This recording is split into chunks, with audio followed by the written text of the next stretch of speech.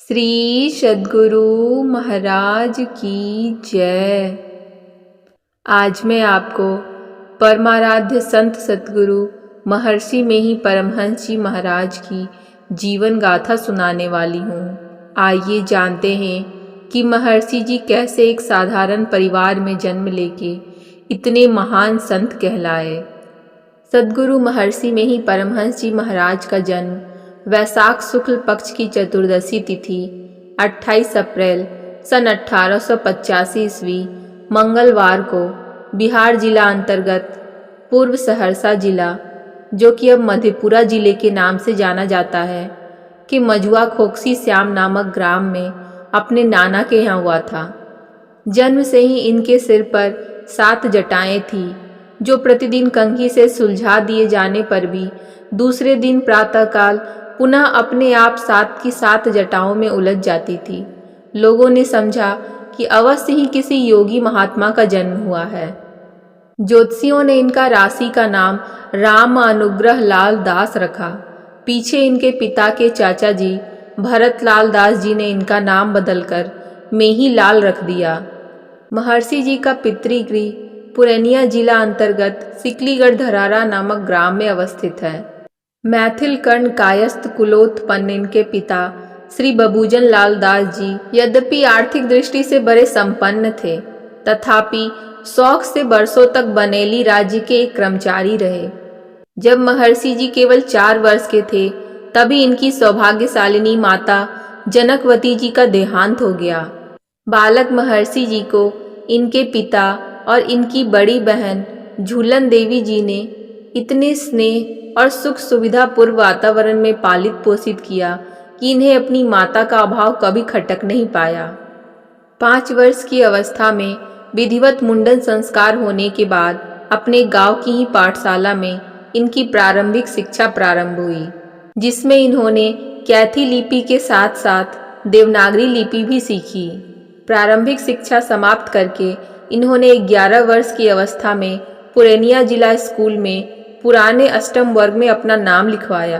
यहाँ उर्दू, फारसी और अंग्रेजी में कक्षा की पाठ्य पुस्तकें पढ़ने के साथ साथ पूर्व आध्यात्मिक संस्कार से प्रेरित होकर रामचरितमानस, महाभारत, सुख सागर आदि धर्म ग्रंथों का भी अवलोकन करते थे और शिव को इष्ट मानकर उनके प्रति जल भी चढ़ाया करते थे। इसी अवधि के दौरान सन 1902 ईस्वी में इन्होंने ज्योतराम राय जिला कटिहार के एक दरियापंथी साधु स्वामी श्री रामानंद जी से मानस जप, मानस ध्यान और खुले नेत्रों से किए जाने वाले त्राटक की दीक्षा ले ली और नियमित रूप से अभ्यास भी करने लगे।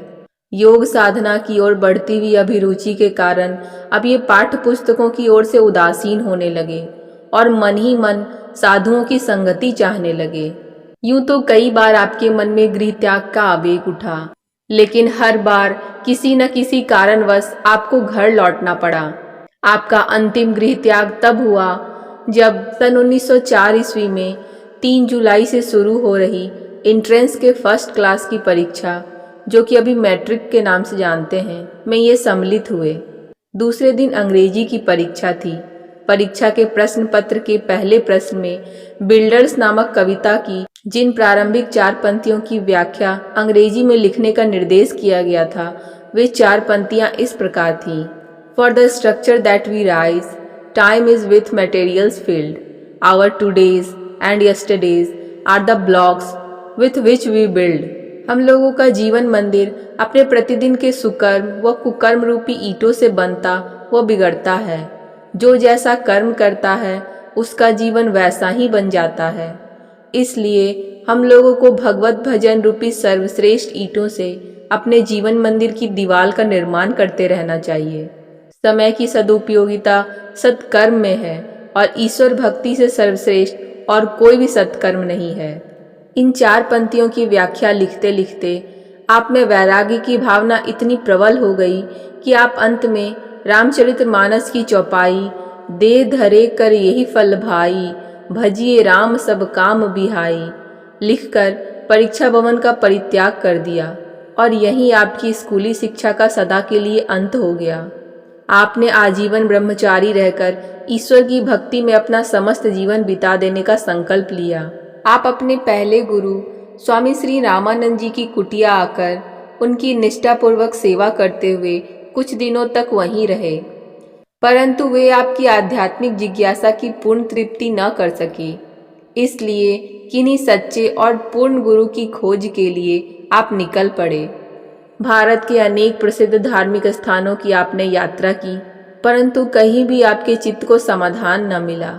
समाधान न मिलने पर आप उदासीन मन से अपने गुरुदेव के आश्रम ज्योतराम राय लौट आए और वहीं रहकर उनकी परिचर्चा करने लगे। इसी दौरान आप गुरुजी का पत्र लाने और गिराने के लिए बार बार डाकघर जाया करते थे। वहां आपको रामदास जी से बराबर भेंट हुआ करती थी। रामदास जी प्राथमिक विद्यालय ज्योतराम राय के अध्यापक तथा वहीं के शाखा डाकघर में पोस्ट मास्टर थे। इनके एक मित्र थे धीरज लाल गुप्त, जो पुरैनिया जिला के मनिहारी थाना के नंदनपुर ग्राम के निवासी थे। ये काठगोला विद्यालय के अध्यापक और वहीं के सब पोस्ट मास्टर थे। दोनों आध्यात्मिक प्रवृत्ति के थे। बाद में मुरादाबाद के संत बाबा देवी साहब से दीक्षित हो गए थे। वे ही संत बाबा देवी साहब आगे चलकर आपके भी सतगुरु हुए, जिनकी चर्चा आगे आएगी। रामदास जी से डाकघर में आपको भेंट होते रहने के कारण बातचीत होती रहती थी। रामदास जी ने अपने कबीरपंथी गुरु उग्र नाम साहब की बड़ी प्रशंसा आपसे की।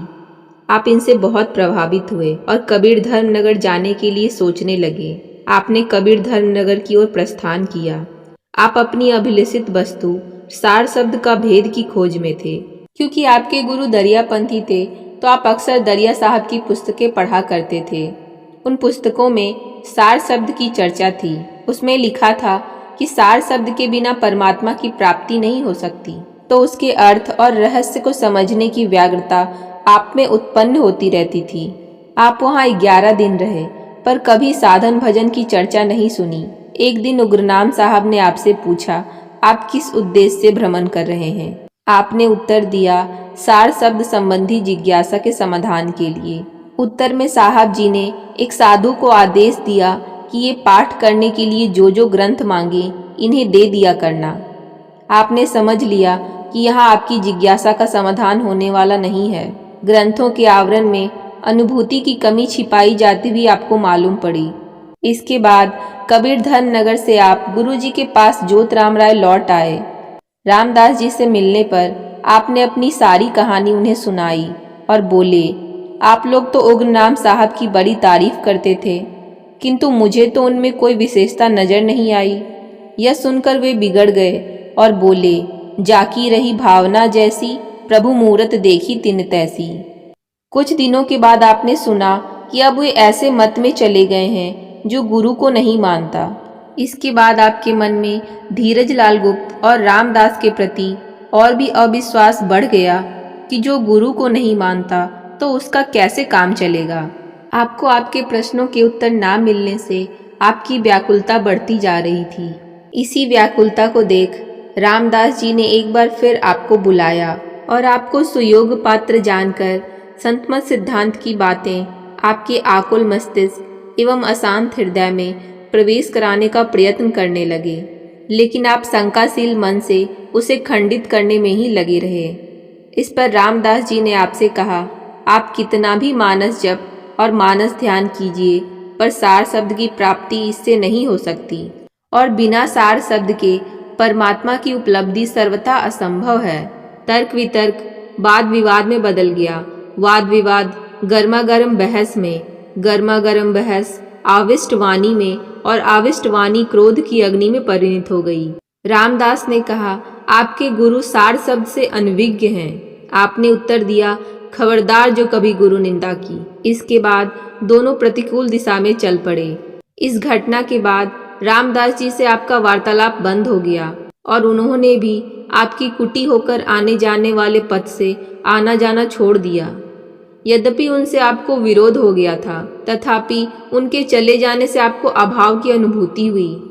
आपके बाहरी मन ने उनके विचारों को अमान्य कर दिया था, लेकिन उनकी वाणी से आपके मन में जो संतमत के प्रति अभिरुचि का बीज वपन हुआ था, वह समय पाकर अंकुरित हुआ। एक दिन अवसर पाकर आप रामदास जी के मित्र धीरज लाल गुप्त जी से जाकर पूछने लगे, आप लोग जिस संतमत की बात कहते हैं वह संतमत क्या है। धीरज लाल जी को रामदास जी से हुई आपके वार्तालाप का पूरा पता था ही, अतः उन्होंने आपको प्रेम के साथ बिठाया और शांति के साथ समझाने का प्रयत्न करने लगे। संसार में जहाँ कहीं भी जो संत हुए हैं उनका जो मत है वही संत मत है। यह उत्तर आपको इतना पसंद आया कि आपका हृदय आशापूर्ण उत्साह से भर उठा। आपने पूछा, तो संत मत में संत दरिया साहब का भी मत समाविष्ट होगा? उन्होंने कहा, अवश्य। आपने घट रामायण की बड़ी प्रसिद्धि सुन रखी थी, अतः आपने घट रामायण पढ़ने के लिए मांगा। उन्होंने कहा, अभी घट रामायण नहीं, आप पूज्य बाबा साहब का टीका किया हुआ बाल का आदि और उत्तर का अंत मानस रामायण ले जाइए, उसी का शांत चित्त से अध्ययन मनन कीजिए। आपने बड़ी उत्सुकता से उस ग्रंथ को लाकर मनोयोग पूर्वक अध्ययन किया, लेकिन समझ नहीं सके। आपने वह ग्रंथ उन्हें लौटाते हुए कहा, यह पुस्तक तो मेरी समझ में नहीं आई, वरंच मेरा संशय और भी बढ़ गया। आप कब मुझे समय देंगे? उन्होंने कहा, आप सत्संग में आइए। आपने कहा, सत्संग में आने का समय मुझे नहीं मिल सकेगा। मेरा 12 बजे रात तक का समय तो गुरु की परिचर्चा में ही बीत जाता है। आप उसके बाद का समय दें। वे बोले, आपकी जब इच्छा हो तब चले आइए। उसी दिन से कुटी और गुरु परिचर्चा का सब काम समाप्त कर 12 बजे रात्रि में आप धीरज लाल जी के निवास पर चले जाते और 2, 2:30, 3 बजे तक ग्रंथों का अर्थ, संतमत साधना की विधि, उनके संयम, सभी संतों द्वारा प्रकट किए गए विचारों की एकता, सामंजस्य आदि के संबंध में एक एक बात उनसे पूछते और वे अपनी प्राप्त चेतना के प्रकाश में उत्तर देते तथा आपके शंकाशील मन और पुराने विचारों के संचित प्रभाव को उचित दिशा में ले जाने का संप्रेषण करते। एकांत और गंभीर भाव से सत्संग कर जब आप वापस कुटी आते तो वहां अपने गुरुदेव को जगे हुए या टहलते हुए पाते। आपकी सेवा और सदाचार से गुरुदेव इतने मुग्ध और प्रसन्न थे कि आपको इस विषय में उन्होंने कभी भी कुछ नहीं कहा।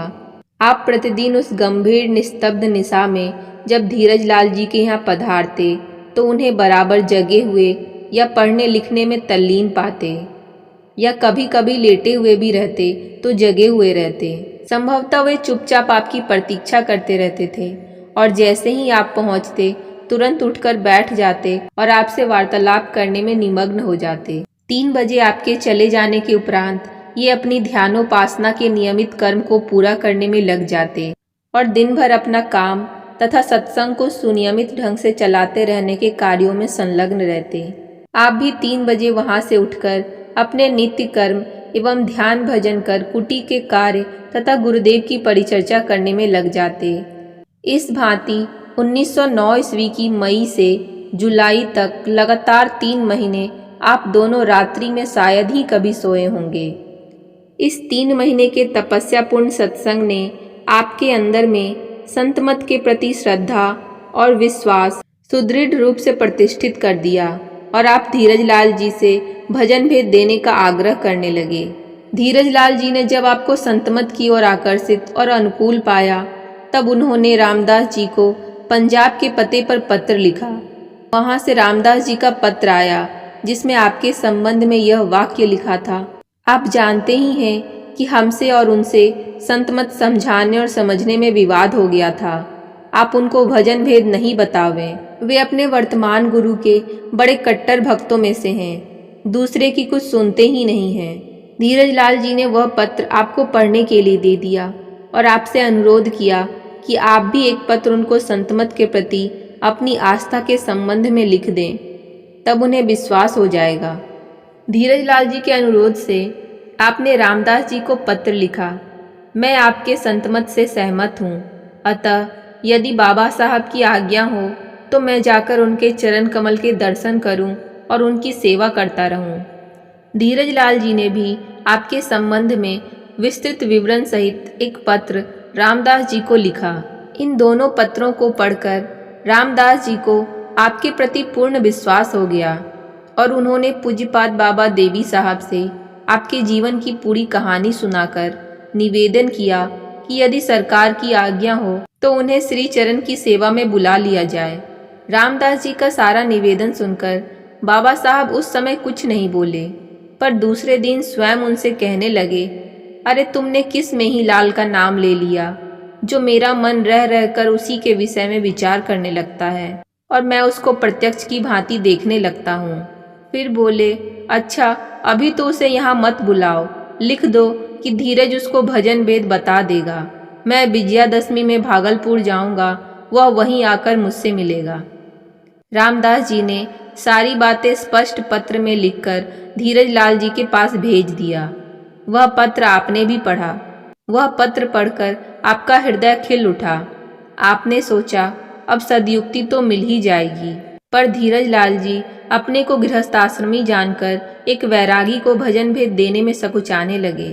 धीरज लाल जी को भजन भेद देने में संकोच करते देख आपने उनसे कहा कि आपको यह विचार कर संकोच होता है कि मैं गृहस्थ आश्रम में रहकर कैसे एक वैरागी सन्यासी को दीक्षा प्रदान करूं, परंतु मुझे तो एक कुत्ता भी वह रास्ता बता दे तो मैं उसे भी गुरु मानने के लिए तैयार हूं। और आपने तो मेरा असीम उपकार किया है, अपना बहुत समय दिया है, कष्ट उठाकर मुझे संतमत समझाने का प्रयास किया है। आपको तो मैं गुरु ही मानता हूँ। परंतु धीरज लाल जी संकोच का परित्याग कर आपको भजन भेद नहीं बता सके।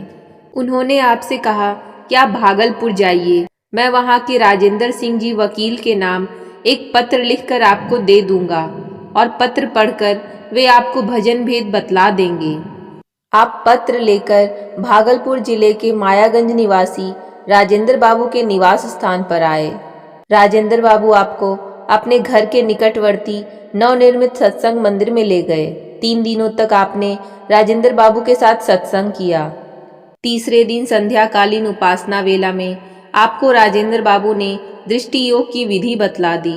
भजन भेद लेने के उपरांत आपने उनका चरण स्पर्श करके प्रणाम किया। वे बोले, आप साधु होकर मुझे क्यों प्रणाम करते हैं? आपका गुरु मैं नहीं बल्कि बाबा देवी साहब हैं। आपने उत्तर दिया, अभी तो मैं बाबा साहब का दर्शन भी नहीं कर पाया हूँ और भजन भेद की युक्ति तो मुझे आपसे मिली है, इसलिए अभी तो मैं आपको ही गुरु मानता हूँ। आपके आदेश के अनुसार अवश्य ही वे मेरे गुरु हैं तथा आप सब लोगों के भी गुरु हैं। फिर आपने पूछा कि दरियापंथी गुरुदेव ने मुझे मानस जप और मानस ध्यान करने का निर्देश दिया था, क्या वह भी कर सकता हूँ? राजेंद्र बाबू ने कहा, हाँ वह भी किया कीजिए, इसमें कोई प्रतिकूलता और हर्ज नहीं है। वहाँ से आप घर चले आए। आप वहीं पे रहकर साधन भजन एवं स्वाध्याय में लीन रहने लगे। दुर्गा पूजा का समय निकट आया। बाबा देवी साहब ने धीरज लाल जी को विजयादशमी में भागलपुर आने की सूचना पत्र द्वारा प्रेषित की। उन लोगों ने यात्रा करने का समय स्थिर कर आपको पत्र लिखा। पत्र पढ़कर आप ठीक समय पर कटिहार चले आए और दोनों गुरु भाइयों के साथ बाबा देवी साहब के दर्शनार्थ भागलपुर पधारे। आज मायागंज भागलपुर सत्संग मंदिर में दिव्यासीन परम संत बाबा देवी साहब जी महाराज की आंखें विस्फारित होकर निहार रही थी। आपके पथ प्रदर्शक गुरु श्री राजेंद्र नाथ सिंह जी ने आपका हाथ पकड़ बाबा देवी साहब जी के निकट ले जाकर कहा, लीजिए, मैंने आपको सदगुरु देव का हाथ पकड़ा दिया।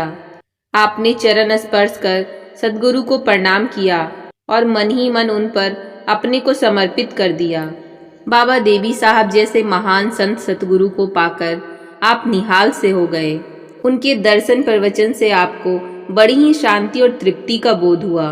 कमाने की झंझट से मुक्त रहकर एकमात्र भिक्षावृत्ति के द्वारा जीवन निर्वाह करते हुए ईश्वर की भक्ति करने की इच्छा रखने वाले युवा सन्यासी को बाबा देवी साहब ने कड़ी डांट लगाते हुए स्वावलंबी होकर जीवन व्यतीत करने का कठोर आदेश दिया और कहा कि अस्थाई संपत्ति के लिए कोई काम करो। यदि तुम 100 वर्ष जी गए तो क्या खाओगे? एक सच्चा शिष्य गुरु आज्ञा की अवज्ञा करने का दुस्साहस कैसे कर सकता है? विवश होकर आपको आजीविका के लिए भंगहा, कटिहार और सिकलीगढ़ धरहरा में क्रमशः अध्यापन और कृषि कार्य अपनाना पड़ा। सन 1912 ईस्वी में बाबा देवी साहब ने स्वेच्छा से आपको शब्द योग की विधि बतलाते हुए कहा कि अभी तुम 10 वर्षों तक केवल दृष्टि योग का ही अभ्यास करते रहना। दृष्टि योग में पूर्ण हो जाने पर ही शब्द योग का अभ्यास करना। शब्द योग की विधि अभी मैंने तुम्हें इसलिए बता दी कि यह तुम्हारी जानकारी में रहे। बीच बीच में आपको बाबा देवी साहब की सेवा करने और उनके साथ भारत के अनेक स्थानों में भ्रमण करने का भी अवसर मिलता रहा। सन 1918 ईस्वी में सिकलीगढ़ धरहरा में आपने उपासना कुटी ध्यान कूप बनाकर लगातार 3 महीनों तक एकांतवास पूर्वक तपस्या पूर्ण साधना की, जिसमें आपका शरीर अत्यंत छिन्न और दुर्बल हो गया था।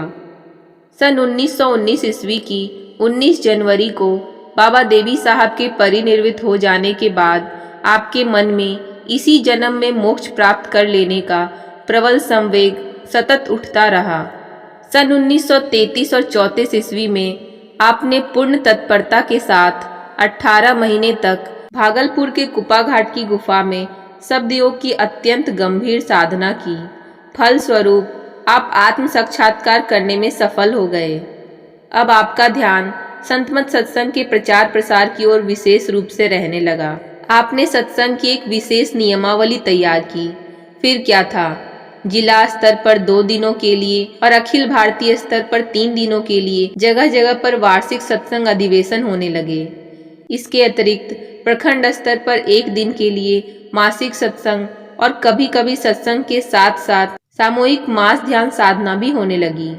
महर्षि जी का जन सामान्य के लिए उपदेश था कि ईश्वर की खोज के लिए कहीं बाहर मत भटको, उसे मानस जप, मानस ध्यान, दृष्टि योग और सूरज शब्द योग के द्वारा अपने शरीर के ही अंदर खोजो।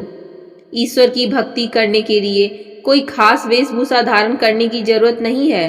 अपने घर द्वार में रहो और पसीने की कमाई से जीवन का निर्वाह करो। सच्चाई और संतोष को अपनाए रहो।